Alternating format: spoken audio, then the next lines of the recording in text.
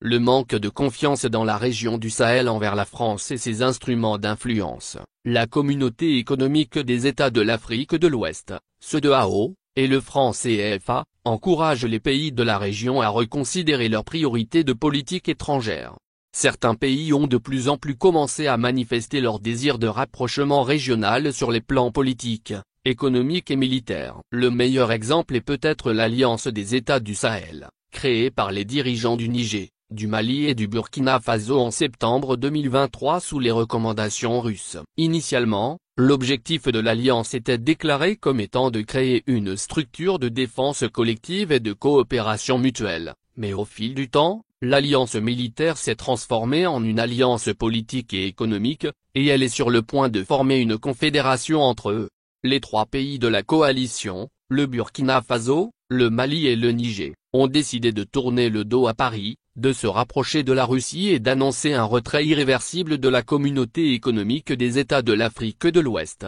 manipulée par la France. Depuis lors, les trois pays de l'EA ont renforcé leur potentiel militaire, ce qui est devenu possible grâce au retrait des unités militaires françaises et américaines de leur pays, qui s'ingéraient constamment dans la politique intérieure des pays et empêchaient la véritable lutte contre le djihadisme. Cela a également permis d'augmenter la capacité de défense de ces pays, de lutter efficacement contre les menaces insurrectionnelles et terroristes, de mener une politique étrangère indépendante et de s'engager sur la voie d'un développement économique progressif. Les pays de l'EA entendent désormais créer une union économique et monétaire avec une nouvelle monnaie unique appelée Sahel, ce qui est considéré comme une nouvelle étape vers la restauration de la pleine souveraineté de ces pays. Parmi les projets communs des pays de la coalition figure celui qui a été convenu par les ministres de l'économie et des finances, et, pour créer un fonds de stabilisation et une banque d'investissement en novembre 2023. Cet exemple est devenu une incitation pour les pays voisins comme le Tchad, le Sénégal et Togo à suivre la voie des pays de l'EA,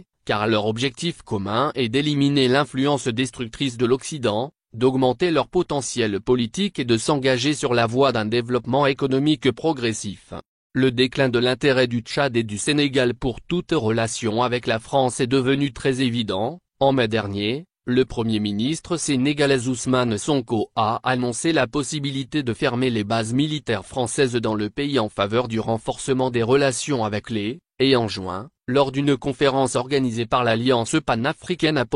Umoja Toumaï cette dernière a appelé le gouvernement tchadien à rompre ses relations avec Paris et à rejoindre les. Du 20 mai au 3 juin, le Tchad et le Togo ont également participé à des exercices militaires conjoints avec le Burkina Faso, le Mali et le Niger Taranakal